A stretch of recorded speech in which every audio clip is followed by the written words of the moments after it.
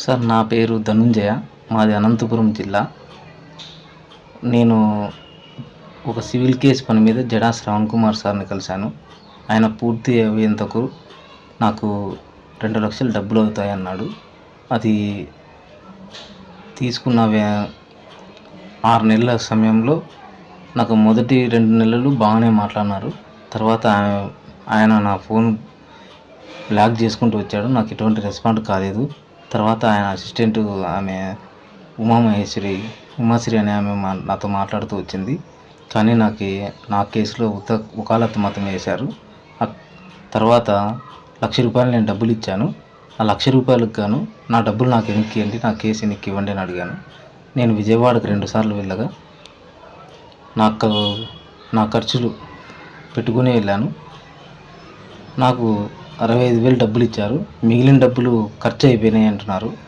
నేను వాట్సాప్ల ద్వారా దాని ద్వారా రిక్వెస్ట్ చేస్తూ వచ్చాను. వాట్సాప్ కాల్ ద్వారా నాకు కాల్ చేశాడు. నేను అనుకుంటే నేను కేసు గీసి పెడితే నీకు 10 లక్షలుగా ఖర్చు అవుతుంది, నువ్వు నన్ను తక్కువ అంచనా వేయకని చెప్పి నన్ను బెదిరిస్తూ వచ్చినాడు. అయితే నా డబ్బులు నాకు ఇవ్వలేదు. నేను ఏం చేయలేక ఫేస్బుక్లో ఒకటే ఆయనకు రిక్వెస్ట్ పెడుతూ వస్తున్నాను. ఎందుకంటే ఇంకా వేరే నాకు ఆప్షన్ లేదు.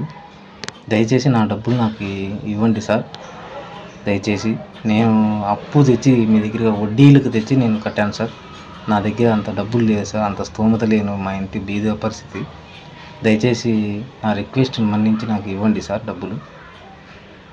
ఎవరైనా సరే నాకు ఇప్పించి నా సాయం చేయండి నాకు దయచేసి. నేను చిన్న కన్స్ట్రక్షన్ దాంట్లో పని చేసుకుంటుండేవాడిని. దయచేసి నా డబ్బులు నాకు ఇప్పిస్తే నేను ఇంకో లాయర్కైనా ఫీజు ఇచ్చుకోవాలి. కాబట్టి మీరు ఏం చేయలేదు కాబట్టి నా డబ్బులు నాకు ఇవ్వండి సార్ అంతే. ఇది అన్యాయం చేయకండి సార్. నమస్తే.